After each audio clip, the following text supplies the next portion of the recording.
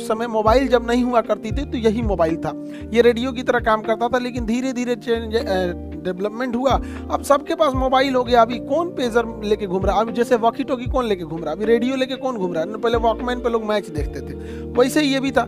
लेकिन इसकी एक फायदा ये था कि इससे मोबाइल जो था वो से लोकेशन का नहीं पता चलता था। लेकिन इजराइल ने क्या किया, लोगों के मोबाइल लोकेशन के हिसाब से चुन चुन कर उसके ऊपर ड्रोन हमला करना चालू किया।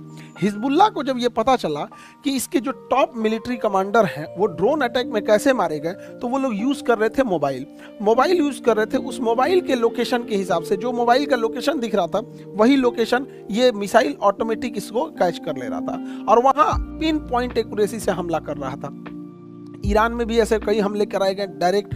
तो हिजबुल्लाह ने एक एडवाइजरी जारी किया कि अपने सारे मोबाइल हटा दो, फेंक दो, पानी में फेंक दो, या फिर कहीं लोहे के मजबूत ताबूत में रख दो ताकि सिग्नल ना पता चल सके यहाँ पे, ताकि इजराइल को इसकी जानकारी ना मिल सके। और इसी ने कहा कि आप लोग पेजर मोबाइल का यूज करिए, पेजर डिवाइस का। ये पेजर से एक फायदा तो हिजबुल्लाह को ये हो गया कि इससे कोई लोकेशन नहीं बता सकता। जैसे हम कहीं रेडियो लेके सुन रहे हैं तो कोई कैसे बता देगा हम कहाँ खड़े हैं, लेकिन अगर मोबाइल लेके सुनेंगे तो मोबाइल से पता चल जाएगा कि हम मोबाइल लेके कहाँ खड़े हैं, किस टावर लोकेशन में। लेकिन अब रेडियो पे आप सुनिए तो कोई नहीं आपको होगा। सपोज कि अगर हमें कोई भाषण दे, जैसे हमारे प्रधानमंत्री कहें कि हम देश के लिए कल एक बहुत जरूरी सूचना देने वाले हैं, लेकिन यह सूचना केवल रेडियो पे आएगा, तो कौन कहाँ से सुन रहा है किसी को नहीं लोकेशन पता चलेगा। तो इसका फायदा यही था कि लोकेशन का पता नहीं चलता था। हिजबुल्लाह अचानक से पेजर पे ही मैसेज भेजता था, सारे के सारे एक्टिवेट हो जाते थे। लेकिन इजराइल को इसी में एक मतलब दिमाग लगाया उसकी खुफिया एजेंसी ने। हालांकि इसमें मोसाद का कोई योगदान नहीं है, आगे समझेंगे लोग यहाँ पे। तो ये इजराइल के ऊपर लेबनान है। लेबनान ने 3000